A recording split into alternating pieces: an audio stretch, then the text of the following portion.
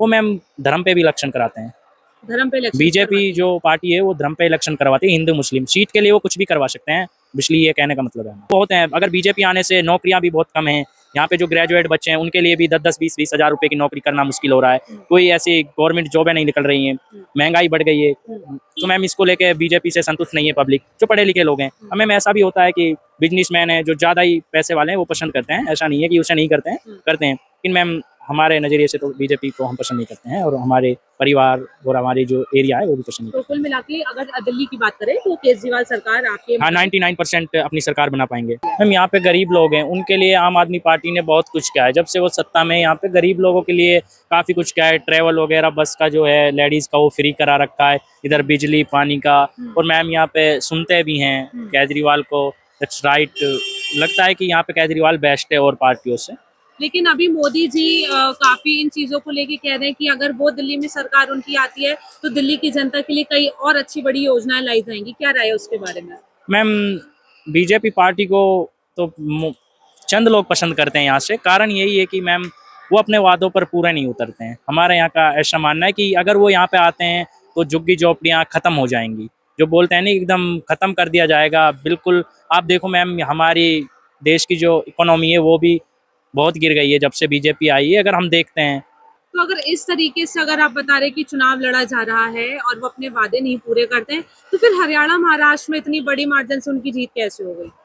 Ma'am इसका भी एक रीज़न है, वो यहाँ पे भी लोग यही समझते हैं कि वो जो होती हैं मशीनें हमारी उनमें गड़बड़ होती है।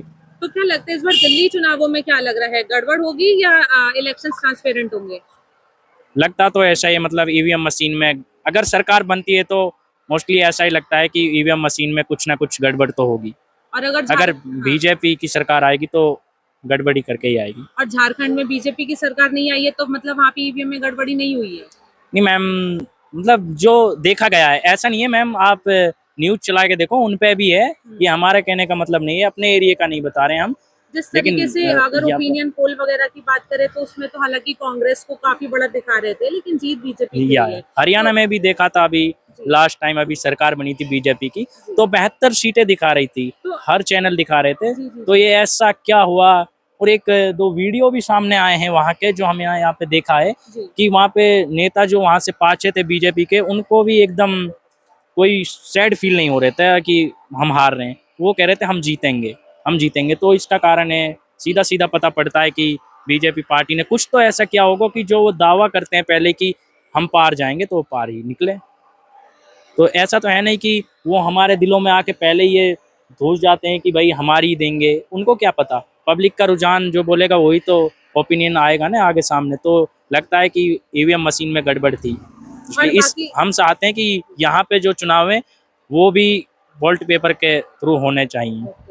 और अगर अभी जैसे केजरीवाल सरकार की बात करें, जिस तरीके से अभी केजरीवाल जी को जेल जाना पड़ा था, तो जो नेता अभी भ्रष्टाचार के आरोपों में लिप्त पाए जा रहे हैं, आपको लगता है ये चुनावों पे कितना असर डालेगा? ये चुनाव के लिए ही बीजेपी ने ऐसा किया है, उसको फंसाया गया है, उसको इसीलिए फंसाया गया है, उससे इसकी छवि खराब हुई है, मैं मानता हूँ मैम। लेकिन सरकार नहीं बना पाएगी बीजेपी अगर रेल जो इलेक्शन होता है अगर ऐसा होगा। हम मानते हैं कि सीट कम आ जाएंगी, कितनी सीट कम आ सकती हैं?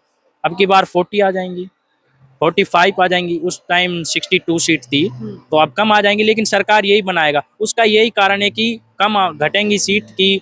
वो जेल गए थे, उससे उनकी छवि खराब हुई थी, मानते हैं। लेकिन पब्लिक इतनी पागल भी नहीं है कि जो इतना ना समझ सके। उसको सेंटर में बैठे हैं, उनकी चल रही है तो उसको फंसाया गया है, मेरी सोच है और हमारी बस्ती की सोच है। तो इसके मतलब आपके अकॉर्डिंग अगर देखा जाए तो अगर चुनाव निष्पक्ष तरीके से होते हैं, मुद्दों पे अगर चुनाव होते हैं तो केजरीवाल सरकार